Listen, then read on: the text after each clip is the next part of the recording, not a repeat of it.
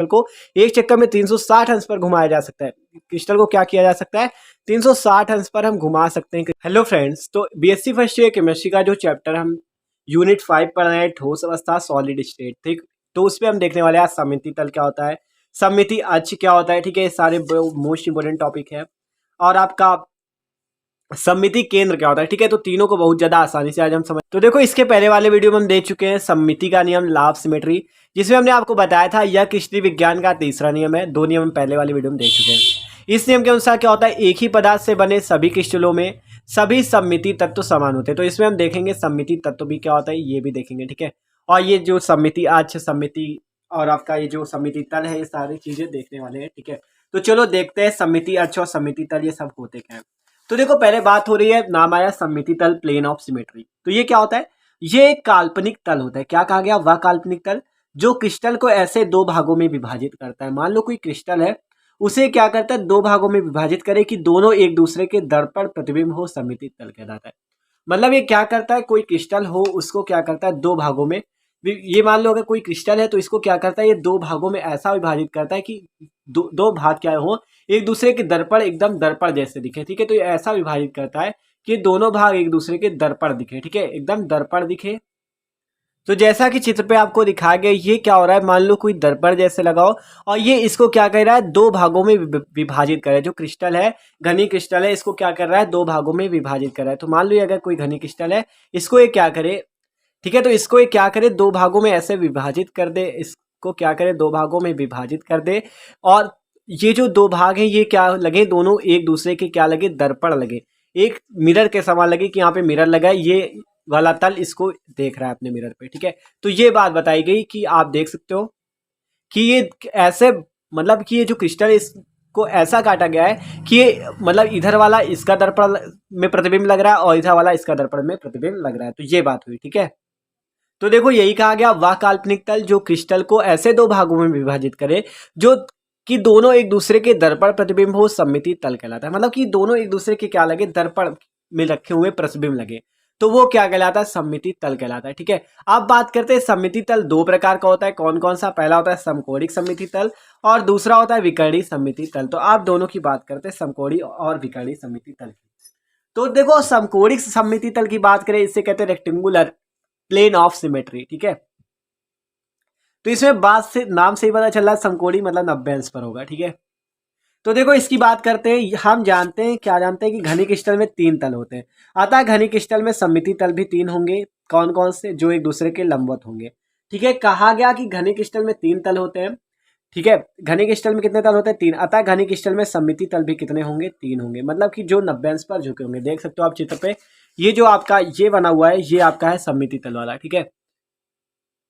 ये जो आप चित्र देख रहे हो, ये है आपका सममिति तल समकोणिक, ठीक है, जिसमें देख सकते हो ये जो 90 अंश पर आपका क्या है, ये जो आपका क्रिस्टल है, इस पे क्या हो रहा है, तो इस पर ये क्या होगा, एकदम 90 अंश पर, ठीक है। ये जो ऐसा ही बना हुआ है, ये आपका एकदम 90 डिग्री पे है, ठीक है, पूरा 90 डिग्री पे आप देख रहे हो, ये जो आपका है ये पूरा 90 डिग्री पे ऐसे हुआ है, ठीक है। तो वो 3D पे बना है, इससे दिख रहा है आपको कि समकोणिक सममिति तल में क्या होता है, 90 डिग्री पे होता है। तो वही बात बताई गई, इस पे देख सकते हो आप कि समकोणिक सममिति तल क्या होता है, रेक्टेंगुलर प्लेन ऑफ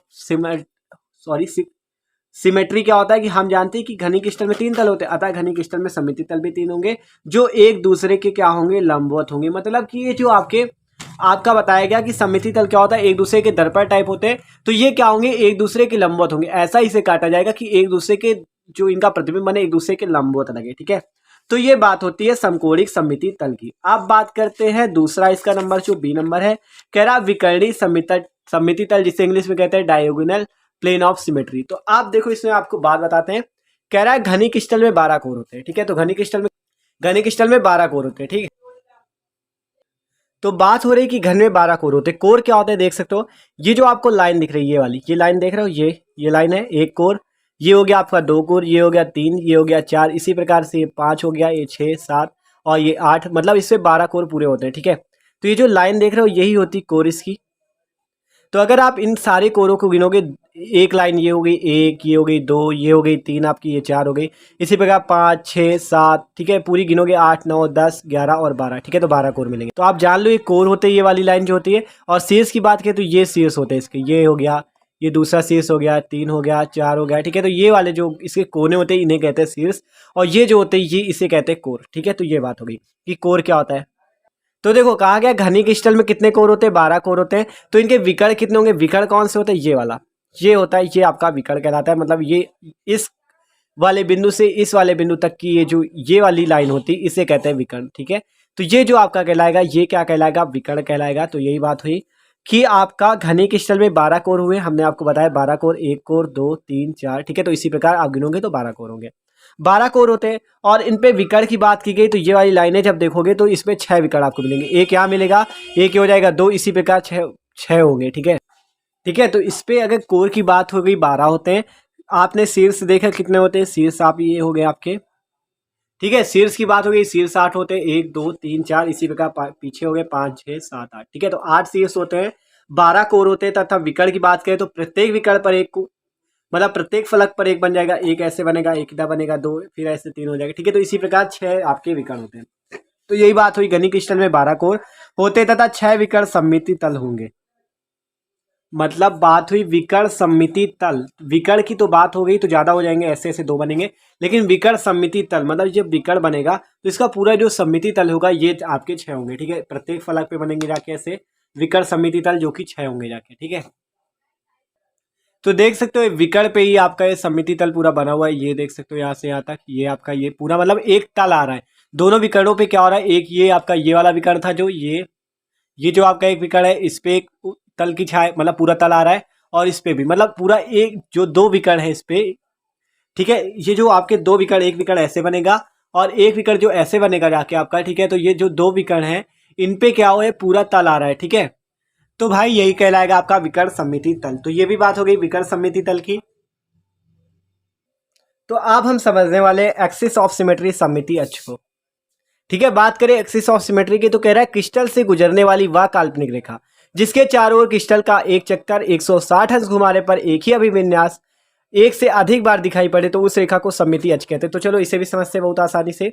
तो देख सकते हो ये है आपका क्रिस्टल, ठीक है। तो ये क्रिस्टल आपको दिख रहा है और इस पे ये वाली लाइन आपको दिख रही है, ठीक है। तो आपको समझाने के लिए बताया जा रहा है, ये जो डंडी दिख रही है आपको, ठीक है, ये जो आपको लाइन दिख रही है ये क्या कहलाती है, ये सममिति अक्ष कहलाती है। जिस पर क्या होता है ये क्रिस्टल 360 अंश पर हम इसको घुमा सकते हैं, पूरा एक चक्कर इसको 360 डिग्री पे इसका क्या कर सकते हैं, पूरा एक चक्कर इसका लगा सकते हैं, ठीक है।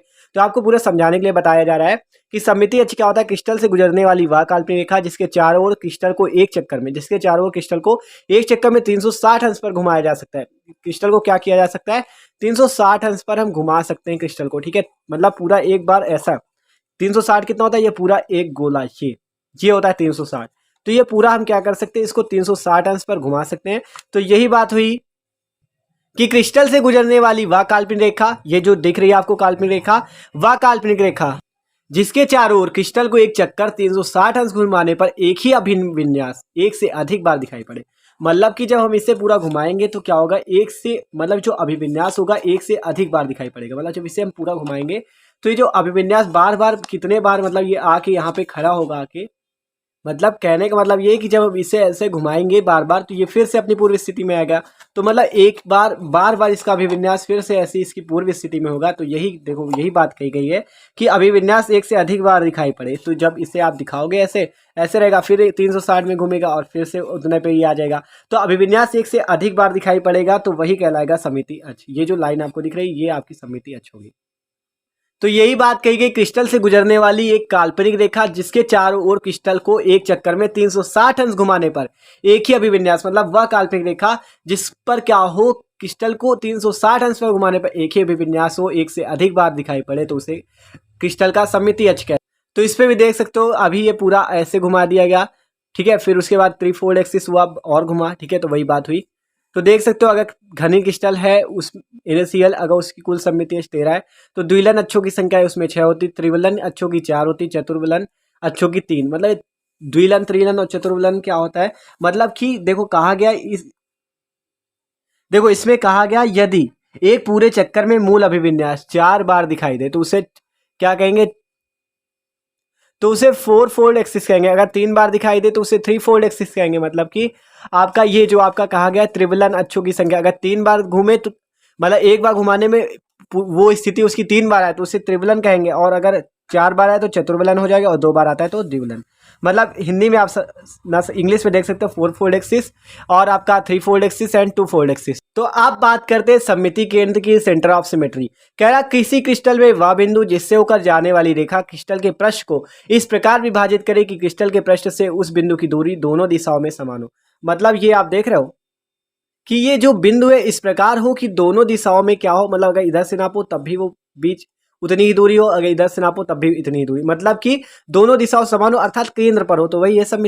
तो देखो वही कहा गया कि किसी क्रिस्टल में वह बिंदु जिससे होकर जाने वाली रेखा क्रिस्टल के पृष्ठ को इस प्रकार विभाजित करे कि क्रिस्टल के पृष्ठ से उस बिंदु की दूरी दोनों दिशाओं में समान हो, सममिति केंद्र कहलाता है।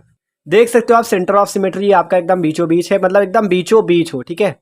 तो अब बात करते हैं सममिति तत्व की। तो देखो अगर किसी में मान लो 23 है, मान लो कि घनी क्रिस्टल में सममिति तत्वों की संपूर्ण संख्या 23 होती है। आपको कल वाले वीडियो में भी बताया गया था कि घनी क्रिस्टल में सममिति तत्वों की 23 होती है संख्या कुल। अगर इसमें सममिति तल मान लो 9 है, ठीक है, 9 तत्व, अगर सममिति अक्ष 13 तत्व है और चतुर्वलन अक्षों की संख्या 1 तत्व है, तो इनका जो योग होगा वही कहलाएगा सममिति तत्व 23, ठीक है। तो इनका जो योग होगा वो कहलाएगा आपका सममिति तत्व। तो भाई अब आपको सममिति का नियम, लॉ ऑफ सिमेट्री समझ में आ गया होगा कि एक ही पदार्थ से बने सभी क्रिस्टलों सममिति तत्व होता क्या है कि में सभी सममिति तत्व समान होते हैं। मतलब कि ये सममिति तत्व की बात आपको समझ में आ गई, क्या होता है सममिति तत्व जो कि समान होते हैं, ठीक है। तो बहुत ज़्यादा आपको आसानी से समझाने की कोशिश की कि कितना आसानी से आपको समझ में आ जाए। तो पूरा भाई प्रैक्टिकल से दिखाया आपको कैसे कर सकते हो आप, ठीक है। तो अगर वीडियो अच्छा लगा हो तो प्लीज़ वीडियो को लाइक जरूर कर दीजिएगा, ठीक है। तो मेहनत लगी उस पर, ठीक है। Okay, thanks for watching this video.